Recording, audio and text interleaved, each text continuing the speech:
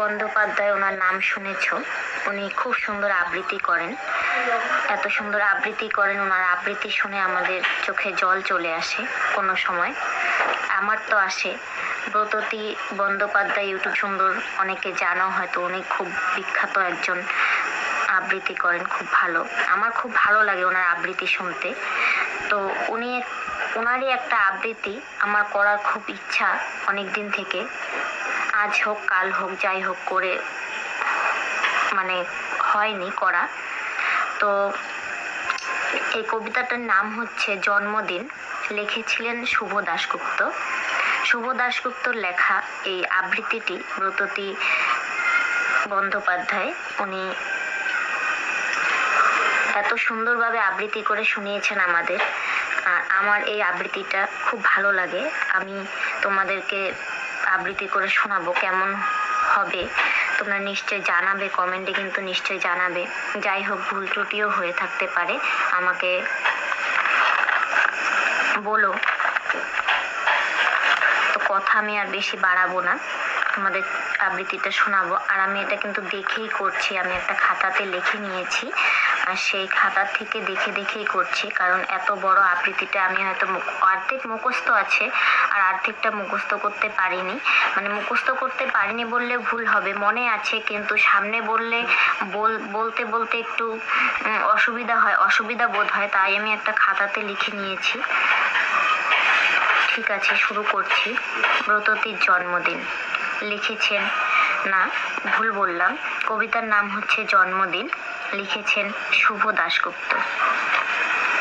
আজ পহেলা শ্রাবণ, খোকন আজ তোর জন্মদিন।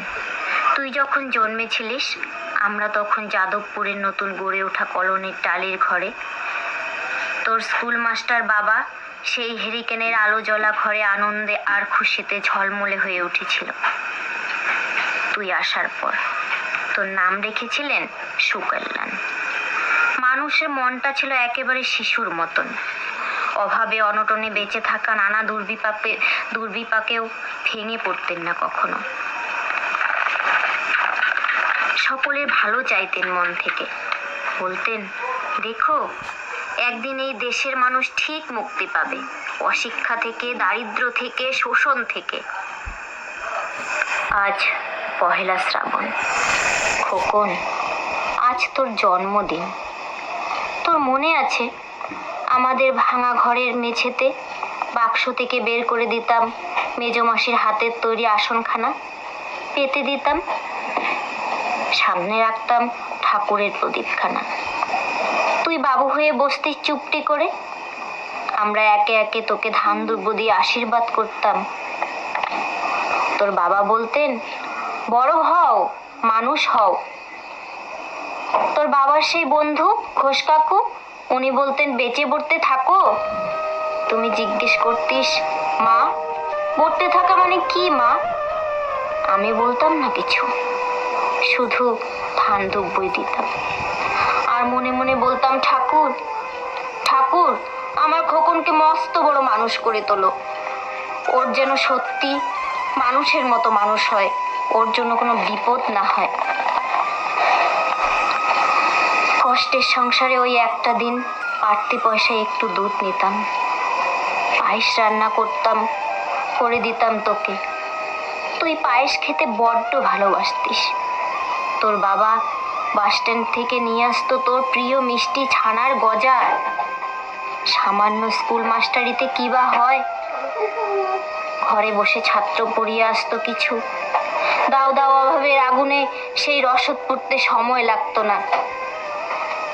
তোর বাবা জামা সেলাই করতাম আর বলতাম, সামনের মাসে দুটো জামা বানিয়ে নিও। উনি বলতেন, খোকন বড় হচ্ছে, ভাবছি সামনের মাস থেকে আরো দুটো বাড়তি দুধ নেব।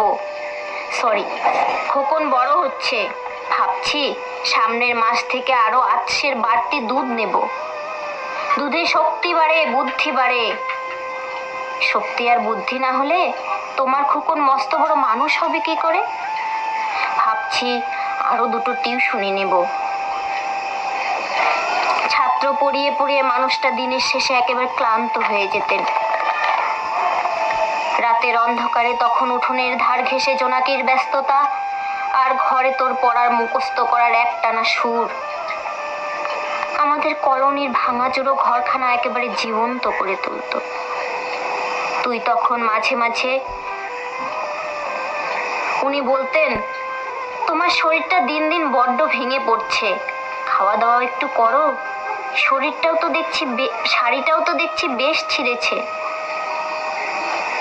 কালই আনবো একটা শাড়ি, নিয়ে আসবো, ধারেই আনবো।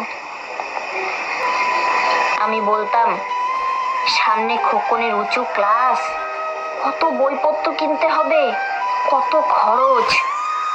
উনি দীর্ঘশ্বাস ফেলে চুপ করে যেতেন। জোনাকেরা অদৃশ্য আলোর আলপনা আঁকতেন উঠোনের আগাছার ঝোপে। আবহ সঙ্গীতের মতো তুই ঘরে বসে মুখস্থ করতিস ইতিহাস, ভূগোল, গ্রামার। ঈশ্বর আমাদের নিরাশ করেননি। তুই কত বড় হলি, পরীক্ষায় ভালো ফল হলো তোর। তোর বাবা বলতেন, আরো পড়ো, উচ্চ শিক্ষা উচ্চ সম্মান অর্জনের একমাত্র পথ। তুই আরো পড়লি, কত বড় চাকরি হলো তোর। তোর মনে আছে খোকন, প্রথম মাসে মাইনে পেয়ে তুই আমাদের জন্য কত কিছু কিনে এনেছিলিস? তখন তো আমরা চলে এসেছি শ্যামবাজারের তোর 2 কামরা সাজানো গোছানো বেশ বড় ফ্ল্যাটে। অফিস থেকেই তো দিয়েছিল। সেই ঘর, সেই বারান্দা, কত স্মৃতি, কত ছবি। সেই বাড়িতেই আশ্বিনের এক ঝড়ো বিকেলে তোর বাবা চলে গেলেন। তুই বাবার বুকের উপর পড়ে কাঁদছিলিস হাপুস নয়নে। সদ্য স্বামীহারা আমি সেদিন তোর সেই অসহায় মুখ চেয়ে আরো ভেঙে পড়েছিলাম। তোকে বুকে টেনে নিয়েছিলাম, ছোটবেলার মতো বলেছিলাম, কাঁদিস না খোকন, আমি তো আছি।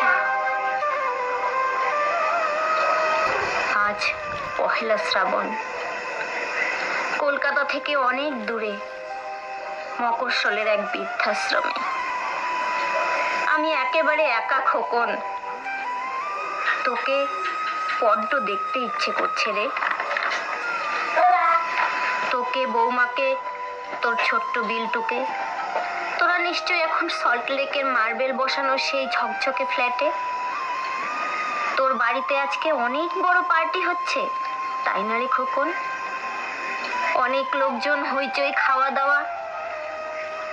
খুব ভালো, খুব ভালো।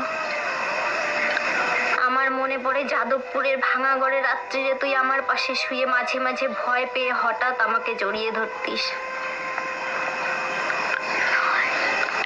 আমি বলতাম, ভয় কি রে খোকন?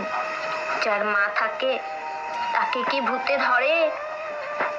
তুই নিশ্চিন্ত হয়ে ঘুমিয়ে পড়তিস আমার বুক জুড়ে। তোর আধুনিক সংসারে এই বুড়িটার একটু ঠাঁই হলো না রে। প্রতিমাও তো মা, ওরও তো আছে আমারই খোকনের মতো কোল আলো করা এক চাঁদের টুকরো। কিন্তু সময়ের কি আশ্চর্য পরিবর্তন। তুই বুঝি এখন আর পায়েস খাস না, না রে খোকন? তুই জানিস না খোকন, আজ সকালে আমি পায়েস রান্না করেছি। হ্যাঁ, তোরই পাঠানো টাকায়। সারাদিন সেই পায়েসের বাটি সামনে নিয়ে বসে আছি রে, এখানে ওই বৃদ্ধাশ্রমে। আমার একলা ঘরে আর কেউ নেই খোকন। তুই একবার আসবি খোকন, একবার, শুধু একবার।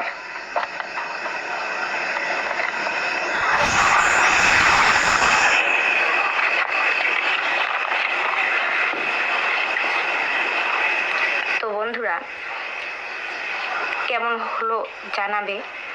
আর